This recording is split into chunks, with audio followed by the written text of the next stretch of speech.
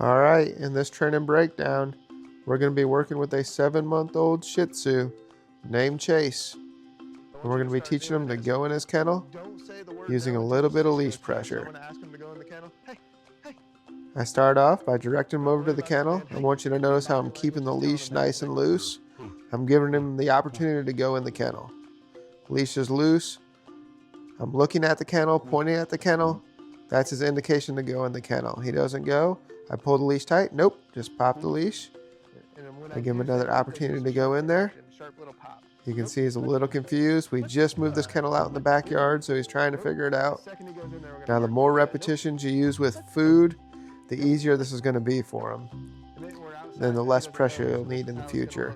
So right here I have pressure on. The leash is tight. Nope, nope, nope. And the second I get all 4 feet to jump in the kennel, I mark with good. I like what you're doing. Keep doing it.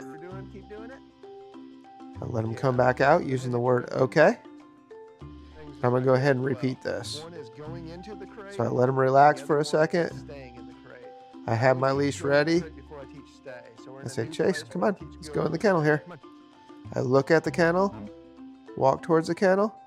He starts to go on the outside of it. I pull the leash tight. Nope, pop the leash. The second all 4 feet are in, I mark with good. I like what you're doing. And I say okay, and go ahead and let him come out. We're not getting him to stay in there quite yet. But I do want to say the word okay, just to let him know that I'm letting him come out of there. Right there, the leash is loose. He's headed towards the kennel.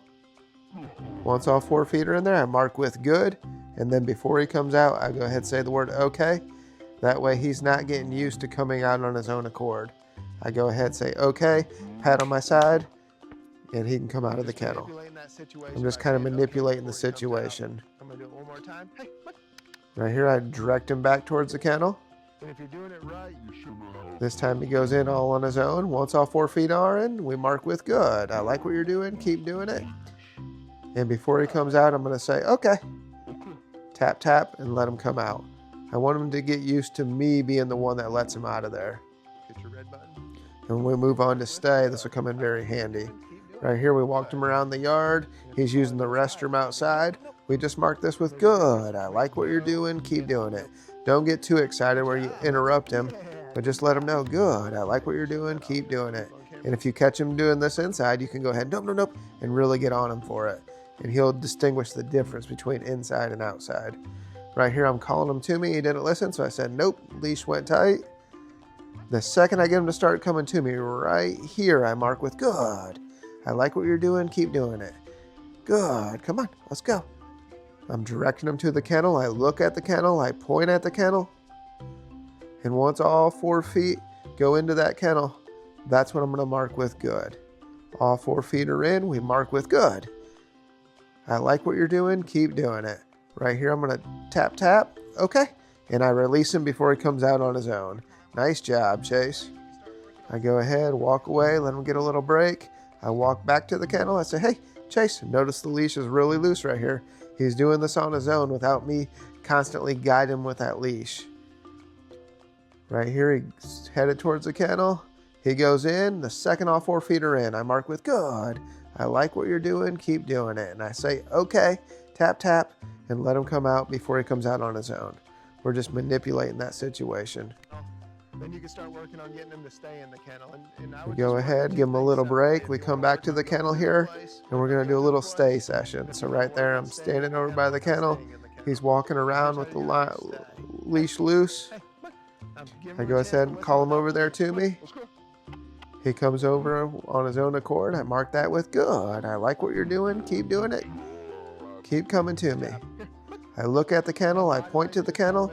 And that's a pretty clear indication to Chase that I want him to go into the kennel. He heads over there by it. He hesitates for a second. I go ahead, get my leash ready. He looks away. I mark that with nope. The leash goes tight. Nope. A little pop right here. Nope. And we're just going to redirect him into the kennel. The second all 4 feet go in. We're going to mark with good right there. I like what you're doing. Keep doing it. Now I use my foot to let him know that he's going to stay. And I'm going to use my foot as a cue. So I hold it out there. That's basically telling him, wait. Like I said, dogs read a lot of body language. So everything you're doing with your body is telling him what you want. Now I'm able to walk away from him, use my foot as a reminder, stay. I let him know, good. I like what you're doing. Keep doing it.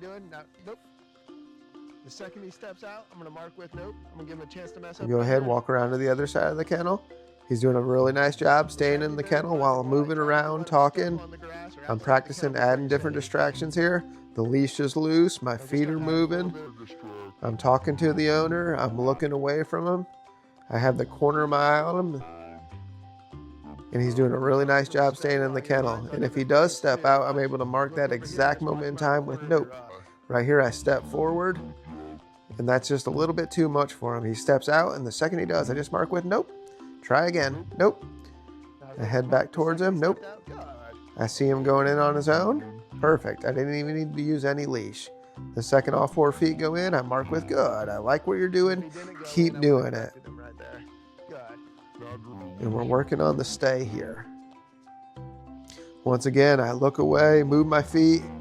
He's doing a great job, so I walk back to him. I'm going to go ahead and give him a tap, tap. Okay. And release him. And it's really important that the dog's able to get it right more than they get it wrong. He comes out. You can see his tail's up, looking confident. Doing a great job. Remember, the timing of your markers is what's going to improve the communication between you and your dog.